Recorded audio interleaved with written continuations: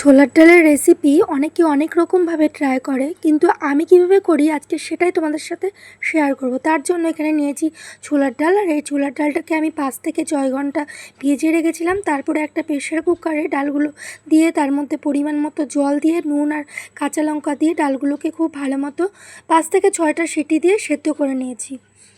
এদিকে আমার ডালগুলো সেদ্ধও হয়ে গেছে। এরপরে ডালে যে মশলাটা লাগছে তার জন্য নিয়েছি আদা কাঁচা লঙ্কা বাটা, নিয়ে নিচ্ছি ধনে গুঁড়ো, গরম মশলা গুঁড়ো আর হলুদ গুঁড়ো দিয়ে সামান্য একটু জল দিয়ে মিশিয়ে রাখলাম। এরপরে কড়াইয়ে তেল গরম করে কুচিয়ে রাখা নারকেল সামান্য একটু ভাজা ভাজা করে ওর মধ্যে দিয়ে দিচ্ছি কাজু আর কিশমিশ। সেগুলোকেও সামান্য একটু ভাজা ভাজা করে উঠিয়ে নেব।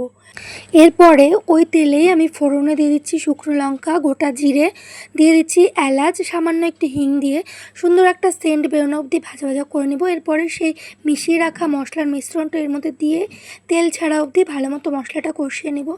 এরপরে সেই সেদ্ধ করে রাখা ডালগুলো এর মধ্যে দিয়ে সামান্য একটু জল দিয়ে ভালো মতো সমস্তটা মিশিয়ে নিচ্ছি। এরপরে সেই ভেজে রাখা নারকেল আর কাজু কিশমিশ ভাজাটা এর মধ্যে দিয়ে দিচ্ছি স্বাদ মতো চিনি, আর দিচ্ছি সামান্য একটু নুন। যেহেতু নুন সেদ্ধ করার সময় দিয়েছিলাম সেই জন্য নুনটা একটু চেক করে দিতে হবে। এরপরে দিয়ে দিচ্ছি কাঁচা লঙ্কা আর ঘি দিয়ে সমস্তটা ভালো মতো মিশিয়ে নিলেই তৈরি হয়ে গেল ছোলার ডাল। তো কেমন লাগলো তোমাদের আমার আজকের রেসিপি অবশ্যই কমেন্ট করে জানাবে, আর ভালো লাগলে লাইক কমেন্ট শেয়ার করে পাশে থাকবে।